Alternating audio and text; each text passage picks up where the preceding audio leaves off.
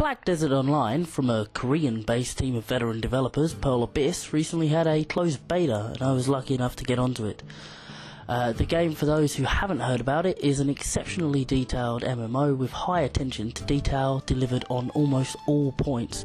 It's become quite notorious of late for its ludicrous character editor, which allows you to transform one of 12 classes, 6 in the beta, with a whole bunch of options and sliders. You can tweak hair colours, have different coloured eyes, and there's even wrinkle sliders so you can age your characters based on the stupid amount of time you spent making their face. Currently the 6 classes to choose from are Ken, Barbie, Xiao Yu from Tekken, Ron Perlman, a woman with a severe smoking problem, and Gandalf the Grey. But what do you do with this new charming character you've just made?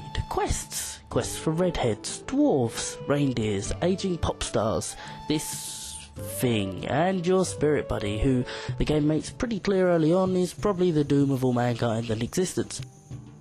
Yep. And crafting, of course, and gathering too, but mostly killing for your amazing end of all mankind spirit thing. He's always with you, and can materialise from thin air, and even from corpses. Most creatures in the world aren't aggressive, even ones which should be, but that matters not, because your spirit buddy insists that you learn about all of the creatures in this world, and as with the current school curriculum, the best way to do that is through mindless slaughter.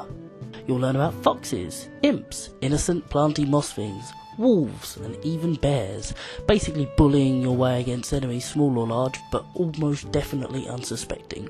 Luckily this doesn't actually get old, because the combat is pretty damn fun, with attacks being activated through positioning and movement combined with mouse presses, rather than the auto-fighting we commonly see in MMOs.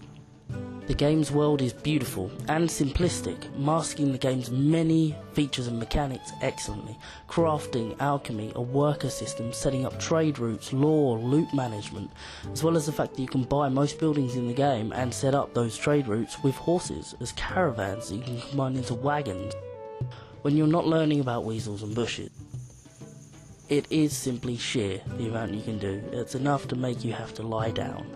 But seriously, bullying, destroying goblin lunch, goblin totems, goblin towers, piles of rocks, just because, is what you'll be doing most of the time. Oh, and any horse that you buy for trade routes can also be taken out as mounts, and very carefully named for that as well.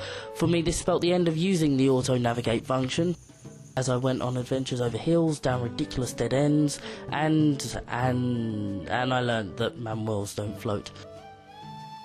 The beta state shows at times with screen popping, even on lower settings on certain animations, certain objects being less corporeal than they should be, and the aforementioned auto-navigation feature sometimes leading you into solid rocks.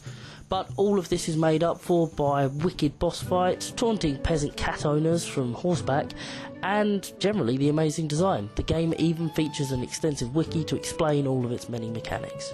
Most importantly to me, Pearl Abyss have managed to make a game world which feels populated and busy even in the absence of players. Workers, traders and chatty NPCs bustle between towns, entertainingly being barged continuously to the side by your character as you also run from town to town. The game is set to be free to play in Korea, Japan and Russia when it comes out, but it's going to be buy to play in Western territories. Would I buy it? Definitely if the price is right. The game holds up on its own as a single player, and aside from needing to possibly make weaker enemies run away from you and stronger enemies engage you, it's not really lacking in any major departments. I've really enjoyed my time with it.